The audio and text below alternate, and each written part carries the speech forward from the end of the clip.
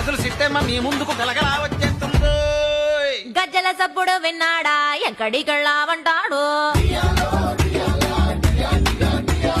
గాజుల ఉప్పుడు విన్నాడా ఎవడికి సైగలు అంటాడు